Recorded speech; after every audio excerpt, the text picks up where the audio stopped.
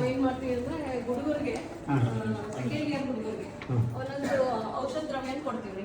ಅವ್ರು ಅದನ್ನ ಸ್ಟಡಿ ಮಾಡ್ಕೊಂಡು ಬರ್ಬೇಕು, ಪ್ಲಸ್ ಒಂದು ಫೋಟೋ ತಗೊಂಡ್ ಬರ್ಬೇಕು, ಅದ್ರ ಬಗ್ಗೆ ಪೂರ್ಣ ಮಾಹಿತಿ ಅವ್ರು ತಿಳ್ಕೊಂಡು ಬರ್ಬೇಕು, ಎಕ್ಸ್ಪ್ಲೈನ್ ಮಾಡ್ಬೇಕು. ಸೊ ಆ ರೀತಿಯಾಗಿ ನಾವು ಫೋಟೋಗಳನ್ನ ಕಾಣಿಸಿ ಮಾಡಿದ್ವಿ. ಹಂಗಾಗಿ ಇಷ್ಟು ಕಲೆಕ್ಷನ್ ಆಗಿದಾವ ನಮ್ಗೆ. ಅವ್ರಿಗೆ ಯಾವುದೇ ಗಿಡ ಮೂಲಿಕೆಗಳು ಗೊತ್ತಿಲ್ಲ ಅಂತ ಅನ್ನೋದಾದ್ರೆ ಬಂದು ಫೋಟೋ ನೋಡಿದ್ರೆ ಸ್ವಲ್ಪ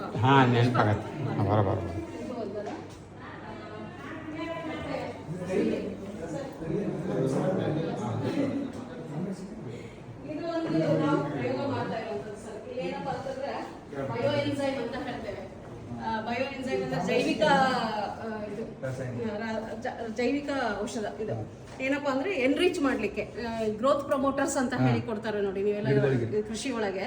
ಆ ತರ ಗ್ರೋತ್ ಪ್ರಮೋಟರ್ಸ್ ನಾವು ಮಾಡ್ತಾ ಇದೀವಿ. ಏನಪ್ಪಾ ಅಂತ ಹೇಳಿದ್ರೆ ಇದು ಯಾವ್ದ್ರಿಂದ ಮಾಡ್ತೀವಿ ಅಂತಂದ್ರೆ ಈ ಹಣ್ಣಿನ ಸಿಪ್ಪೆಗಳು, ಯಾವುದೇ ಹಣ್ಣಿನ ಸಿಪ್ಪೆ ಇರ್ಬೋದು, ನಿಂಬೆ ಹಣ್ಣಿನ ಸಿಪ್ಪೆನೂ ಇರ್ಬೋದು, ಉಳ್ಳಾಗಡ್ಡಿ ಸಿಪ್ಪೆ ಇದ್ದಿರ್ಬೋದು, ಅಥವಾ ಯಾವುದೋ ಹಣ್ಣಿನ ಸಿಪ್ಪೆಗಳೇನಿರುತ್ತೆ ಆ ಸಿಪ್ಪೆನ ತಗೊಂಡು ಒಂದು ಪ್ರಮಾಣ ಸಿಪ್ಪೆ ಮೂರು ಪ್ರಮಾಣ ಸಿಪ್ಪೆ, 1 ಪ್ರಮಾಣ ಬೆಲ್ಲ, 10 ಪ್ರಮಾಣ ನೀರು ಅಷ್ಟೇ ಹಾಕಿ ಬಾಟಲ್ನಲ್ಲಿ ಹಾಕಿ ಇಟ್ಬಿಡೋದು. ಅದನ್ನ ಒಂದು ತಿಂಗಳ ಮಟ್ಟ ಇಟ್ಟೆವು ಅಂತ ಹೇಳಿದ್ರೆ ಏನಾಗುತ್ತೆ, ಅದು ಎಲ್ಲ ಕೊಳ್ತೆ ಗ್ಯಾಸ್ ರಿಲೀಸ್ ಆಗ್ತಾ ಇರುತ್ತೆ. ಸೊ ಅದನ್ನ ಮುಚ್ಚಳ ತೆಗೆದು ಮಾಡಿ ಓಪನ್ ಮಾಡಿ ಇಡ್ತೀವಿ. ಈಗ ನೋಡ್ರಿ ಇದ್ರೊಳಗೆ ಗ್ಯಾಸ್ ಸೇರ್ಕೊಂಡಿದೆ. ಇದು ಎಷ್ಟು ಗಟ್ಟಿಯಾಗಿದೆ ಬಾಟ್ಲಿ ಅಂತ ಹೇಳಿ ನಿಧಾನವಾಗಿ ತೆಗಿತಾ ಹೋಗ್ಬೇಕ್ರಿ. ಇದು ಗ್ಯಾಸ್ ರಿಲೀಸ್ ಆಗ್ತದೆ.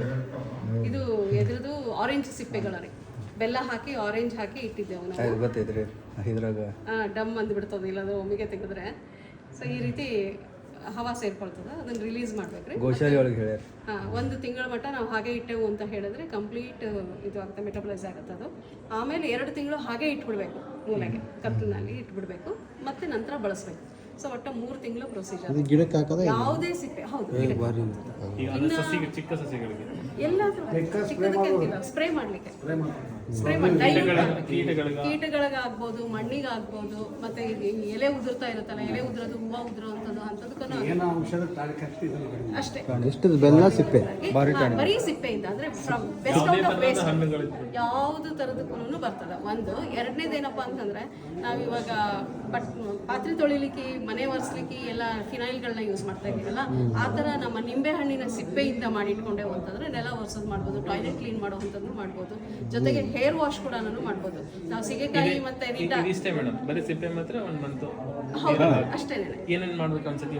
ಏನಿಲ್ಲ, ಈಗ ಸಿಪ್ಪೆ ಇರುತ್ತಲ್ಲ, ಆ ಸಿಪ್ಪೆ 3 ಭಾಗ ತಗೊಳೋದ್ರಿ.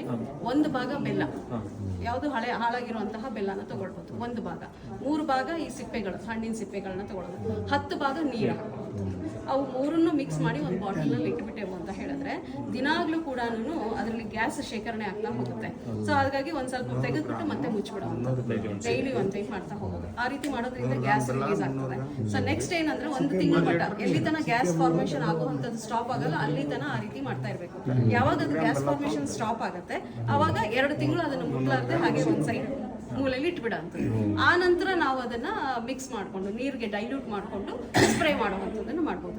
ಸೊ ಹುಳಗಳು ಏನಾಗಿರ್ತದ, ಮತ್ತೆ ಎಲೆ ತಿನ್ನುವಂಥ ಹುಳಗಳು ಏನಿರ್ತಾವ, ಮತ್ತೆ ಎಲೆ ಕೆಳಗಡೆ ಆಗುತ್ತೆ ಮೊಟ್ಟೆಗಳು ಇಟ್ಟಿರ್ತಾವ ನೋಡ್ರಿ ಹಂತಲ್ಲಿ, ಮತ್ತೆ ಮಣ್ಣಿನ ಫಲವತ್ತತೆ ಹೆಚ್ಚಿಗೆ ಮಾಡಬೇಕು ಅಂತ ಹೇಳಿದ್ರೆ ಇದನ್ನ ಸ್ಪ್ರೇ ಮಾಡುವಂಥದ್ದನ್ನು ಮಾಡ್ಬೋದು. ಅಥವಾ ನೀರಿನಲ್ಲಿ ಮಣ್ಣಿಗೆ ಹಾಕ್ಬಿಡೋರು ಚಲೋ ನಡೀತದ. ಹಾಗೆ ಮತ್ತೆ ಮನೆಗೆ ಕ್ಲೀನ್ ಮಾಡ್ಲಿಕ್ಕೆ, ಟಾಯ್ಲೆಟ್ ಕ್ಲೀನರ್ ಅಂತ ಹೇಳಿ ಮಾಡ್ಲಿಕ್ಕೆ ನಾವು ನಿಂಬೆ ಹಣ್ಣಿನ ಸಿಪ್ಪೆ ಮಾಡ್ತೀವಿ. ನಿಂಬೆ ಹಣ್ಣಿನ ಸಿಪ್ಪೆದು ಸೇಮ್ ಪ್ರೊಸೀಜರ್, ಅದು ಕ್ಲೆನ್ಸರ್ ಅಂತ ಹೇಳಿ ಯೂಸ್ ಮಾಡ್ತಾರೆ. ಅದೇ ರೀತಿ ತಲೆ ವಾಶ್ ಹೇರ್ ವಾಶ್ ಮಾಡ್ಕೊಳ್ಳಿಕ್ಕೆ ಅಂತ ಹೇಳಿದ್ರೆ ರೀಟಾಕಾಯಿ ಮತ್ತೆ ಶಿಕಾಕಾಯಿ ಏನಿರ್ತದಲ್ಲ, ಆ ಶಿಕಾಕಾಯಿನೂ ಹಾಗೇನೆ 3 ಭಾಗ ಶಿಕಾಕಾಯಿ, 1 ಭಾಗ ಬೆಲ್ಲ, ಮತ್ತೆ 10 ಭಾಗ ನೀರು ಹಾಕೊಂಡು ಒಂದು ಬಾಟಲ್ನಲ್ಲಿ ಹಾಕಿಟ್ಬಿಟ್ಟೆವು ಅಂದ್ರೆ ಅದು ಸೋಪ್ ತರ ವಾಶ್ಗೆ ಹೆಲ್ಪ್ ಆಗ್ತದೆ. ಹ್ಯಾಂಡ್ ವಾಶ್ಗಳಿಗೆ ನಾವೆಲ್ಲ ಯೂಸ್ ಮಾಡ್ತೀವಿ ಸೋಪ್ಗಳನ್ನು, ಅದ್ರ ಬದಲಾಗಿ ಆ ಶಿಕಾಕಾಯ್ದು ರೀಟಾಕಾಯ್ದೇನೆ ಹ್ಯಾಂಡ್ ವಾಶ್ ಕೂಡ ಯೂಸ್ ಮಾಡುವಂಥದ್ದಾಗುತ್ತೆ. ನೇಚರ್ ಫ್ರೆಂಡ್ಲಿ ಆಗಿರುತ್ತೆ. ನೇಚರ್ ಫ್ರೆಂಡ್ಲಿ ಆಗಿರುತ್ತೆ. ನಮ್ದು ಆರೋಗ್ಯನೂ ಉಳಿತಾಯ ಆಗುತ್ತೆ. ಸೊ ಹಾಗಾಗಿ ಇದನ್ನು ಮಾಡ್ತಾ ಇದ್ದೀವಿ. ಇದು ಬಯೋ ಫರ್ಟಿಲೈಸರ್ಸ್ ಅಂತ ಈಸಿಯಾಗಿ ಮಾಡುವಂಥದ್ದು. ಇನ್ನು ಕೆಲವು ಇವು ಡಬ್ಬಿಗಳಲ್ಲಿ ನೋಡ್ತೀರಲ್ಲ, ಇವು ನಾವು ಕಲೆಕ್ಷನ್ ಮಾಡಿರೋದು ಎಲ್ಲಪ್ಪ ಅಂತ ಹೇಳಿದ್ರೆ ಈ ನಮ್ಮ ಗಿಡಮೂಲಿಕೆ ವೈದ್ಯರು ಏನು ಬಳಸ್ತಾ ಇದ್ದಾರೆ, ನಮ್ಮ ಪಾರಂಪರಿಕ ವೈದ್ಯರು, ಆ ಸ್ಯಾಂಪಲ್ಸ್ಗಳನ್ನು ತಂದು ಇಟ್ಕೊಂಡಿದ್ದೀವಿ. ಅಂದರೆ ಅದನ್ನು ಸ್ಟಡಿಗೆ ಒಳಪಡಬೇಕು. ಅದರ ಗುರುತು ಕೂಡ ನಮಗಿಲ್ಲ. ಅವ್ರ ಭಾಷೆನಲ್ಲಿ ಏನು ಹೇಳಿದ್ರು ಅದನ್ನು ಬರ್ಕೊಂಡು ಬಂದಿದ್ದೀವಿ. ಅದನ್ನು ಸ್ಟಡಿಗೆ ತೊಗೊಳ್ಬೇಕು. ಅವರು ಎಷ್ಟು ಜನ ಅಂತಂದರೆ ನಮಗೆ ಗೊತ್ತೇ ಇರಲಿಲ್ಲ. ಬಾದಾಮಿನಲ್ಲಿ ಕಾಡು ಬಾದಾಮಿ ಅನ್ನೋಂಥದ್ದು ಇರ್ತದ ಅನ್ನೋಂಥದ್ದು ಗೊತ್ತಿಲ್ಲ. ಅನಾರ್ ನಾವೇನು ಅದೇ ನಮಗೆ ಗೊತ್ತಿರಲಿಲ್ಲ. ಅದು ಆ ಟೆಕ್ಸ್ಟ್ ಬುಕ್ ನಲ್ಲಿ ವರ್ಣನೆ ಇರಲ್ಲ ಅದು. ಹಾಗಾಗಿ ಅನಾರ್ ಅಂದ್ರೆ ಏನು, ದಾಳಿಂಬ್ರೆ. ನಾವು ದಾಳಿಂಬ್ರೆ ನಮ್ಗೆ ಇಲ್ಲಿ ಇಷ್ಟೇ ಗೊತ್ತು, ಅದು ಜಂಗ್ಲಿ ದಾಳಿಂಬ್ರೆ ಅನ್ನೋಂಥದ್ದು ಇದೆ ಅನ್ನೋದನ್ನು ಗೊತ್ತಿದ್ದಿಲ್ಲ. ಆ ಥರ ಕೆಲವು ಡ್ರಗ್ಸ್ಗಳನ್ನ ಅವರು ಮಾರಾಟಕ್ಕೆ ಇಟ್ಟಿದ್ರು, ಅಲ್ಲಿ ಅವ್ರು ಬಳಕೆ ಮಾಡ್ತಾರೆ. ಸೊ ಅಂಥದ್ದನ್ನ ಕಲೆಕ್ಟ್ ಮಾಡಿ ತಂದು ಇಟ್ಕೊಂಡಿದ್ದೀವಿ. ಕಾಡು ನಿಂಬೆ ಅಂತ ಹೇಳಿ ಬರ್ತದೆ, ಕಾಡು ಬಾದಾಮ್ ಬರ್ತದ, ಕಾಡು ಅಂಜೂರ ಬರ್ತದ, ಕಾಡು ಬೆಂಡಿ ಬರ್ತದ. ಸೊ ಇವೆಲ್ಲವೂ ಕೂಡ ನಾವು ಕಲೆ ಹಾಕ್ತಾ ಇದ್ದೀವಿ. ಸೊ ಆ ತರ ಒಂದು ಸಣ್ಣ ಪ್ರಯತ್ನ. ಮತ್ತೆ ಇದು ಹೇಗೆಪ್ಪ ಅಂದ್ರೆ, ನಮ್ಮ ಗಾರ್ಡನ್ ನಲ್ಲಿ ಸುಮಾರು ಔಷಧ ಸಸ್ಯಗಳಿದಾವ ಅಂತ ಹೇಳಿದ್ನಲ್ಲ, ಅಲ್ಲಿ ಬಿಟ್ಟಂತಹ ಕಾಯಿಗಳನ್ನ ಬೀಜಗಳನ್ನ ತಂದು ಶೇಖರಣೆ ಮಾಡ್ಕೊಂಡಿದ್ದೇವೆ. ಇದನ್ನೇ ಮತ್ತು ನಾವು ಉಪಯೋಗಕ್ಕೆ ತರ್ಕೊಳ್ತೇವೆ. ಸೊ ಇದಿಷ್ಟು ಇದು ಮಿಶ್ರ ಮೆಡಿಸನ್. ಇದು ಎಲ್ಲ ನಾವು ಎಲ್ಲೆಲ್ಲಿ ಹೋಗ್ತೀನಲ್ಲ, ನಾನು ಅಲ್ಲೆಲ್ಲ ಸಿಕ್ಕಿತಪ್ಪ ಅಂದ್ರೆ ಹೇಳಿ ತಗೊಂಡ್ ಬರ್ತಾ ಇರ್ತೀನಿ. ಪುಂಗಿ ಅಲ್ಲ, ಸೋರೆಕಾಯಿ, ಇದು ವೈಲ್ಡ್ ವೆರೈಟಿ ಅಂತ ಹೇಳ್ತೇವೆ. ಅದನ್ನೇ ಹಾವಾಡಿಗರೆಲ್ಲಾನು ಇದು ಮಾಡ್ಲಿಕ್ಕೆ ಇಟ್ಕೊಳ್ತಾರೆ ನೋಡಿ, ಬಳಸ್ತಾರೆ. ಅದೇ ಅದು ಇದೆ ಸರ್. ಕಾಡ್ ಹತ್ರ ಅಂದ್ರೆ ವೈಲ್ಡ್ ಆಗಿ ತಂತಾನೆ ಬೆಳೆದಿರುತ್ತೆ ನೋಡ್ರಿ, ಅಲ್ಲಿ ಜೋತ್ ಬಿದ್ದಿರುತ್ತೆ. ಇದನ್ನ ನಾವು ಒಂದು ಟ್ರೀಟ್ಮೆಂಟ್ ಇದೆ ನಮ್ಮಲ್ಲಿ, ಏನಂತಾರೆ ಪಂಚಕರ್ಮದಲ್ಲಿ ಒಂದು ಟ್ರೀಟ್ಮೆಂಟ್ ಇದೆ, ಬ್ಲಡ್ ಲೆಟ್ಟಿಂಗ್ ಥೆರಪಿ ಅಂತ ಮಾಡ್ತೀವಿ. ರಕ್ತ ಮೋಕ್ಷಣ ಅಂತ ಹೇಳ್ಬಿಟ್ಟು ಮಾಡ್ತಾರೆ. ಆ ರಕ್ತ ಮೋಕ್ಷಣ ಮಾಡ್ಬೇಕಾದ್ರೆ ಕೈ ಇದು ಕಟ್ ಮಾಡ್ಬೇಕಲ್ಲ, ನಾವು ಏನಂತಾರೆ ಯಾವ್ದಾದ್ರು ರಕ್ತನಾಳನ್ನ ಕಟ್ ಮಾಡಿದ್ಮೇಲೆ ರಕ್ತ ಹೊರಗಡೆ ಚೆಲ್ಲೋ ಅಂತದ್ದು ಪದ್ಧತಿ. ಆ ಕಾಲಕ್ಕೆ ಏನಪ್ಪಾ ಅಂತಂದ್ರೆ ಈ ಒಂದು ಸೋರೆಕಾಯಿನೇ ಬಳಸ್ಕೊಂಡು ಕಟ್ ಮಾಡ್ತೇವೆ. ನಾವು ಇವಾಗೆಲ್ಲ ಬ್ಲೇಡ್, ಸ್ಕ್ಯಾಲ್ಪೆಲ್ ಎಲ್ಲ ಯೂಸ್ ಮಾಡ್ತೀವಿ. ಆ ಕಾಲಕ್ಕೆ ಈ ಸೋರೆಕಾಯಿನ ಬಳಸ್ಕೊಂಡೇನೆ ರಕ್ತನ ಹೊರಗೆ ಹಾಕ್ತಾ ಇದ್ರು. ರಕ್ತ ಮೋಕ್ಷಣ ಚಿಕಿತ್ಸೆಗೆ ಅದನ್ನ ಬಳಸ್ತಾ ಇದ್ರು.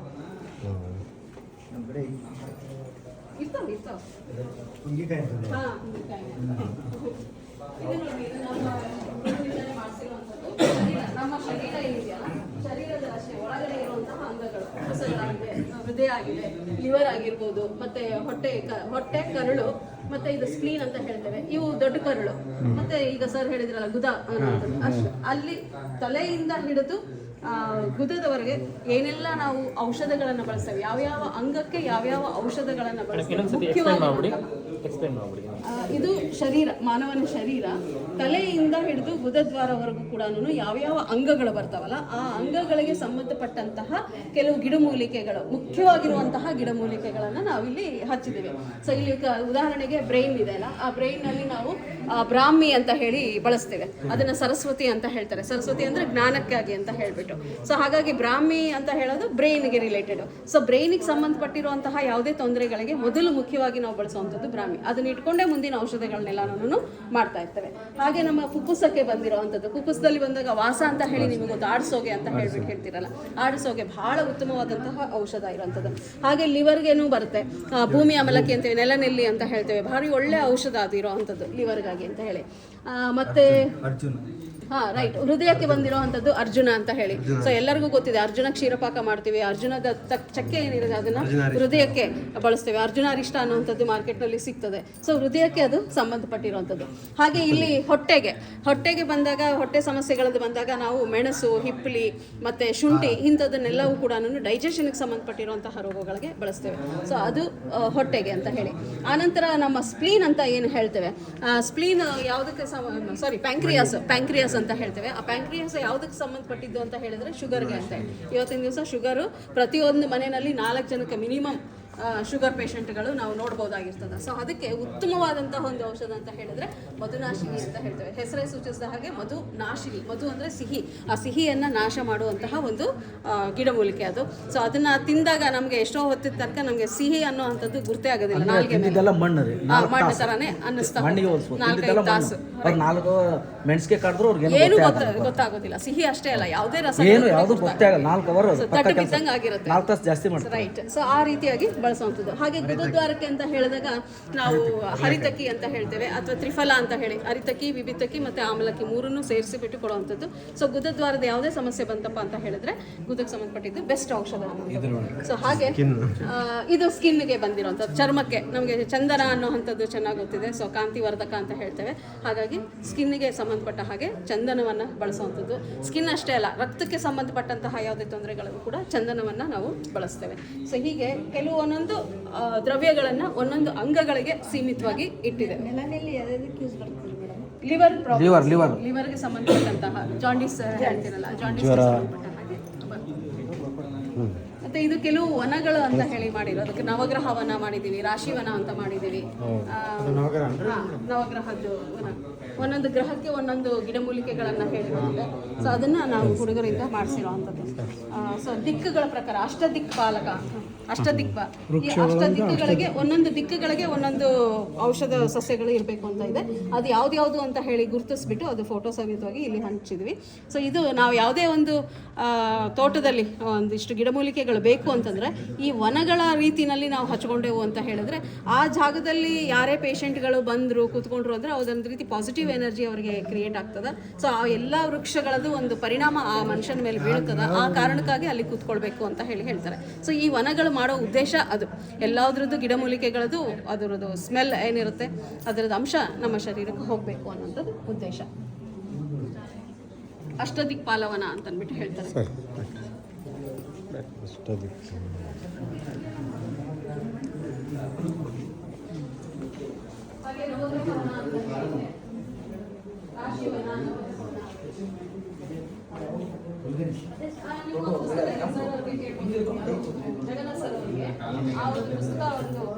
ಗೌರ್ಮೆಂಟ್ನಲ್ಲೇ ಪಬ್ಲಿಷ್ ಆಗಿದ್ದಿದೆ.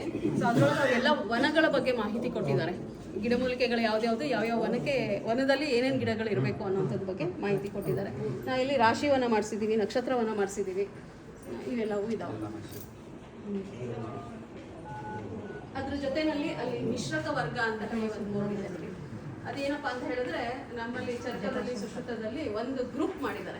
ಒಂದಿಷ್ಟು ಗಿಡಮೂಲಿಕೆಗಳನ್ನ ಒಂದು ಗ್ರೂಪ್ ಪರಿಗಣಿಸಿದ್ದಾರೆ. ಈಗ ಜೀವನೀಯ ಗಣ ಅಂತ ಹೇಳ್ಬಿಟ್ಟು ಒಂದು ಹೆಸರು. ಆ ಜೀವನೀಯ ಗಣದಲ್ಲಿ ಏನಪ್ಪಾ ಅಂತ ಹೇಳಿದ್ರೆ ಜೀವವನ್ನ ಉಳಿಸೋವಂಥದ್ದು ಮತ್ತೆ ಜೀವನ ಸರಿಯಾಗಿ ನಡಿಬೇಕು ಅನ್ನೋದು, ಬೆಳವಣಿಗೆ ಆಗಬೇಕು ಅನ್ನೋದಾದ್ರೆ, ಶರೀರದ ಬೆಳವಣಿಗೆ ಆಗ್ಬೇಕಾದ್ರೆ ಆ ಜೀವನೀಯ ಗಣ ಅಂತ ಹೇಳ್ತೇವೆ. ಹಾಗೆ ಲೇಖನೀಯ ಗಣ ಅಂತ ಇದೆ. ಯಾರಿಗೆ ಚರ್ಬಿ ಇದು ಆಗಿರ್ತಾರೆ, ಏನಂದ್ರೆ ಫ್ಯಾಟ್ ಹೆಚ್ಚಾಗಿರುತ್ತೆ, ಒಬೆಸಿಟಿ ಆಗಿರುತ್ತೆ, ಅಂಥವ್ರಿಗೆ ರೆಡ್ಯೂಸ್ ಮಾಡಬೇಕು ಅಂದರೆ ಅಲ್ಲಿ ಒಂದು 10 ಗಿಡಮೂಲಿಕೆಗಳನ್ನು ಹೇಳಿದ್ದಾರೆ. ಆ ಗಿಡಮೂಲಿಕೆಗಳ 10ನ್ನೂ ಬಳಸ್ಬೋದು. 10 ಇಲ್ಲ ಅಂತಂದ್ರೆ ಒಂದೆರಡು ಸಿಕ್ಕಿದ್ರು ಕೂಡ ಅದನ್ನು ಬಳಸ್ಬಿಟ್ಟು ಆ ಲೇಖನ ಅಂದರೆ ಕರ್ಮವನ್ನು ಮಾಡೋದು. ಆ ಫ್ಯಾಟ್ನೆಸ್ ಅನ್ನುವಂಥದ್ದನ್ನು ಕರಗಿಸ್ಬೇಕು ಅಂದರೆ ಆ ಒಂದು ಗಣ. ಆ ರೀತಿ ಗುಂಪುಗಳನ್ನು ಮಾಡಿದ್ದಾರೆ. ಒಂದು 50 ಗಣಗಳನ್ನು ಹೇಳಿದ್ದಾರೆ. ಗಣಗಳ ಪ್ರಕಾರ ನಾವು ಔಷಧ ಕೊಡ್ತಾ ಸಕ್ಸಸ್ ಆಗುತ್ತೆ. ಸೊ ಹಾಗಾಗಿ ಆ ಚರಕ ಸಂಹಿತೆನಲ್ಲಿ ಇದೆ ಸರ್. ಅದು ಚರಕ ಸಂಹಿತೆನಲ್ಲಿ ಅಧ್ಯಾಯದಲ್ಲಿ ಬರುತ್ತೆ, ಗಣಗಳು ಅಂತಾನೆ ಬರುತ್ತೆ. ನಿಮಗೆ ಇನ್ನು ಇವನ್ ಗೂಗಲ್ನಲ್ಲಿ ಮಾಡಿದ್ರು ಬರುತ್ತೆ. ದಶಮಾನಿ ಗಣ ಅಂತ ಹೇಳ್ತೇವೆ. ಒಂದೊಂದು ಗಣದಲ್ಲಿ 10 ಮೂಲಿಕೆಗಳನ್ನ ಹೇಳಿದ್ದಾರೆ. ದಶಮಾನಿ ಅಂತ ಹೇಳ್ತಾರೆ. ದಶಮಾನಿ ಗಣ.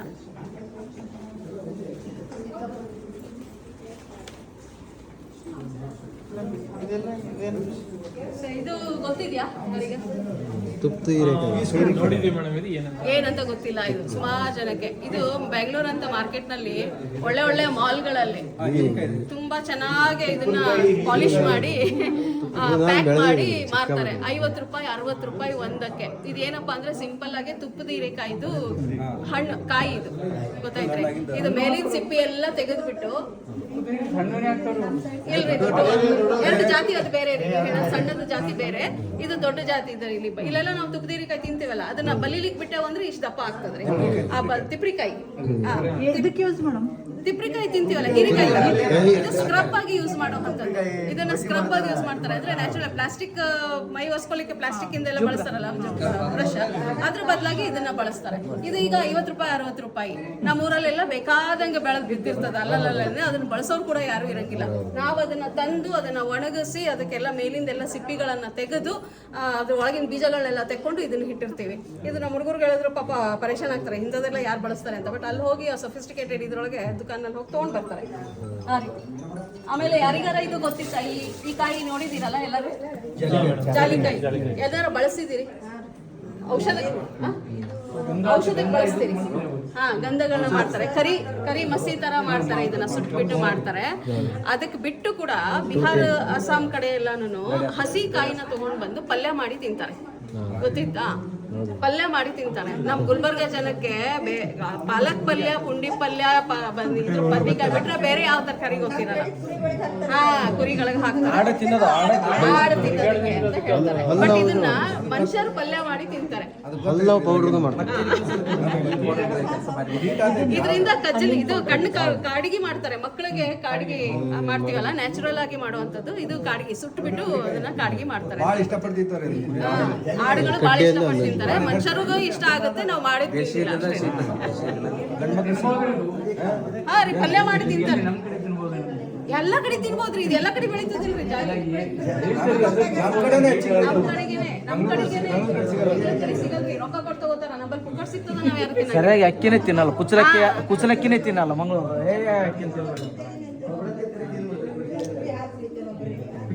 ತಿನ್ಬೋದು ಅಂತ ನಂಗೆ. ಇದು ನಾವೆಲ್ಲ ಹೀಗೆ ಮಣ್ಣಿನಲ್ಲಿ ಬಾಲ್ಸ್, ಸೀಡ್ ಬಾಲ್ಸ್ ಅಂತ ಏನು ಹೇಳ್ತೇವೆ. ಅಂದ್ರೆ ಈಗ ನಾ ಹೇಳಿದ್ನಲ್ಲ, ಬಳಸಬೇಕು, ಬೆಳೆಸಬೇಕು, ಉಳಿಸ್ಬೇಕು ಅಂತ. ಉಳಿಸ್ಬೇಕು, ಬೆಳೆಸಬೇಕು ಅನ್ನೋದಾದ್ರೆ ಈ ರೀತಿ ಮಾಡಿಡ್ಬೇಕು. ಏನ್ ಮಾಡಿದೀವಿ ನಾವು, ಬೀಜಗಳೇನಿದಾವ, ಯಾವುದೇ ಕಾಯಿ ಪಲ್ಯದ ಬೀಜ ಆಗಿರ್ಬೋದು, ಔಷಧ ಗಿಡದ ಬೀಜಗಳಾಗಿರ್ಬೋದು, ಆ ಬೀಜಗಳನ್ನ ತಗೊಂಡ್ ಬಂದು ಹೆಂಡಿ, ಮಣ್ಣು ಮತ್ತೆ ಗೋತ ಎಲ್ಲ ಮಿಕ್ಸ್ ಮಾಡಿಬಿಟ್ಟು ಆ ಬೀಜಗಳನ್ನ ಇದರಲ್ಲಿಟ್ಟು ಉಂಡೆಗಳನ್ನ ಮಾಡಿ ಒಣಗಿಸ್ಬಿಡ್ತೀವಿ. ನಾವ್ ಇದನ್ನ ಏನ್ ಮಾಡ್ತೀವಿ, ಹುಡುಗರ ಕೈನಲ್ಲಿ ಕೊಟ್ಬಿಡ್ತೀವಿ. ಯಾವಾಗ ರಜೆಗೆ ಹೋಗ್ತಾರೆ ಅವ್ರ ಹುಡುಗರು, ಗಾಡಿಗಳಲ್ಲಿ, ಟ್ರೈನಲ್ಲಿ ಕೂತ್ಕೊಂಡು ಹೋಗ್ತಾ ಇರ್ತಾರೆ. ಹೋಗುವಾಗ ಒಂದ್ 4 ಗಿಡ, ಮಳೆಗಾಲದಲ್ಲಿ ಏನಪ್ಪಾ ಅಂದ್ರೆ ಇದು 4 ಕಾಯಿ ಉಂಡೆಗಳನ್ನ ರೋಡಲ್ಲಿ ಎಸ್ಬಿಟ್ಟು ಹೋಗ್ಬಿಡೋದು. ಯಾವಾಗ ಅದಕ್ಕೆ ನೀರಿನ ಸ್ಪರ್ಶ ಆಗ್ತದ ಅವಾಗ ಉದ್ಭವ ಆದ್ರೂ ಆಗುತ್ತೆ ಬೆಳೆ. ಸೊ ಹಾಗಾಗಿ ಗ್ರೀನರಿನ ಮೇಂಟೈನ್ ಮಾಡುವಂಥದ್ದು, ಪರಿಸರಕ್ಕೆ ಒಂದು ಕೊಡುಗೆ ನಾವು ಕೊಡುವಂಥದ್ದು ಇದು ರೀತಿಯಾಗಿ. ಮತ್ತೆ ಹಾಗೆ ಬೀಜ ಸಂರಕ್ಷಣೆ ಕೂಡ ಆಗ್ತದೆ.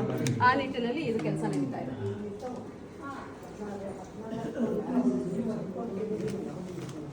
ಹೀಗೆ ಕೆಲವು ಗಿಡಮೂಲಿಕೆಗಳನ್ನೆಲ್ಲ ನಾವು ಕಲೆಕ್ಟ್ ಮಾಡ್ತಾ ಹೋಗ್ತೀವಿ.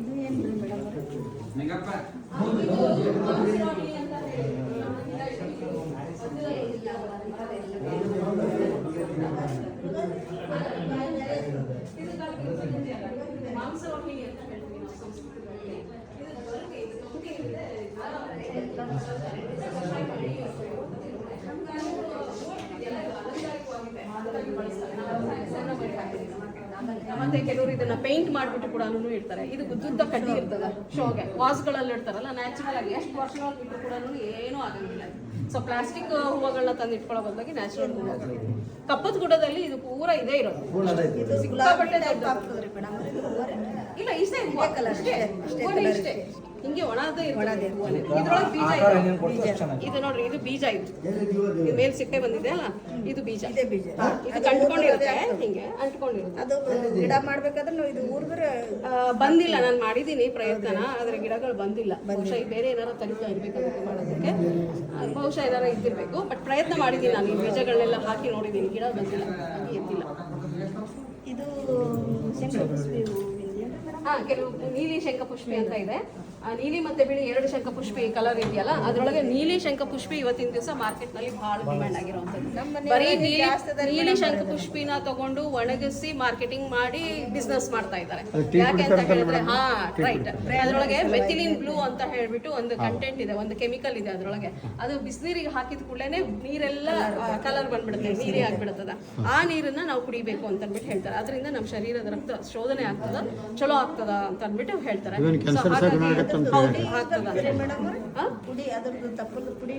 ತಪ್ಪಲನ್ನು ಬಳಸ್ತಾರ್ರಿ, ಆದ್ರೆ ಹೂವ ಇವತ್ತಿನ ದಿವಸ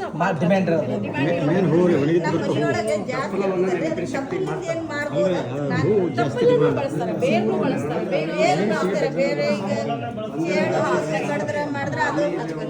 ಬ್ರೈನ್ ಟಾನಿಕ್ ಆಗಿದೆ. ಆಮೇಲೆ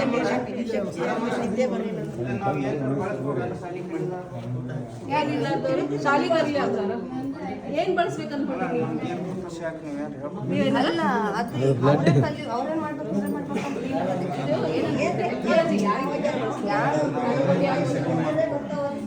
ಇದು ಸ್ವಲ್ಪ ನೋಡ್ತಾ ಬರ್ತದೆ, ಪ್ರಾಕ್ಟೀಸ್ ಮಾಡ್ತಾ ಬರ್ತದೆ. ಇದು ಏನಕ್ಕೆ ಇಟ್ಟಿದೀವಿ ಅಂದ್ರೆ ನಮ್ಮ ಹುಡುಗರಿಗೆ ಗಿಡಮೂಲಿಕೆಗಳನ್ನ ಐಡೆಂಟಿಫೈ ಮಾಡ್ಲಿಕ್ಕೆ ಅಂತ ಹೇಳಿ ಇರ್ತದೆ. ಕೆಳಗಡೆ ಒಂದು ಸ್ಯಾಂಪಲ್ ಇಡ್ತೀವಿ, ಯಾವುದೇ ಗಿಡಮೂಲಿಕೆಗಳದ್ದು ಸಣ್ಣ ಸೆಕ್ಷನ್ ತೆಗೆದ್ಬಿಟ್ಟು ಇಲ್ಲಿ ಇಡ್ತೀವಿ. ಅದು ನೋಡಿದಾಗ ಇಲ್ಲಿ ಸೆಲ್ಸ್ಗಳು ಕಾಣಿಸ್ತಾವೆ, ಯಾವ ಗಿಡದ್ದು ಯಾವ ರೀತಿ ಸೆಲ್ಸ್ ಇರ್ತಾವ ಅನ್ನೋಂಥದ್ದು ಗೊತ್ತು ಮಾಡ್ಕೊಳ್ಳಿಕ್ಕೆ. ಅಕಸ್ಮಾತ್ ಏನಾರ ಅಡಲ್ಟ್ರೇಷನ್ ಆಗಿತ್ತಪ್ಪ ಅಂತ ಹೇಳಿದ್ರೆ ನಮಗೆ ಗೊತ್ತಾಗ್ತದೆ, ಇದು ಈ ಗಿಡ ಅಲ್ಲ, ಇದು ನಾವು ಮೊದಲು ನೋಡಿ. ಕೆಲವು ಎಲೆಗಳು ಸೇಮ್ ಇರ್ತಾವಲ್ಲ ನೋಡಕ್ಕೆ, ಅದರಲ್ಲಿ ಬೇರ್ಗಳಲ್ಲಿ ಒಣಗಿದ್ದು ಗಿಡಮೂಲಿಕೆಗಳಲ್ಲಿ ಕೆಲವು ಸಲ ಮಿಕ್ಸ್ ಆಗ್ಬಿಡ್ತಾವೆ, 2-3 ಥರದ್ದು ಮಿಕ್ಸ್ ಆಗ್ಬಿಡ್ತಾವೆ. ಅವಾಗ ನಾವು ಅದನ್ನ ಪರೀಕ್ಷೆಗೆ ಒಳಪಡಿಸ್ತೀವಿ. ನಾವು ಒಂದು ಬಾಕ್ಸಲ್ಲಿ ಯಾವುದೋ ಒಂದಕ್ಕೆ ಇಟ್ಟು ಹೆಸರು ಬರ್ದಿರಲ್ಲ, ಅವಾಗ ಅಯ್ಯೋ ಏನು ಮಿಕ್ಸ್ ಆಗಲ್ಲ. ಅಷ್ಟೇ ಅಲ್ಲ, ನಾವು ಗಿಡಮೂಲಿಕೆ ಸಾಮಾನ್ಯ ಜನರಿಗೆ ಅಷ್ಟೇ ಅದು ಇಸ್ಕೊಡ್ಲಿಕ್ಕೆ ಅಷ್ಟೇ. ಆಮೇಲೆ ಕೆಲವು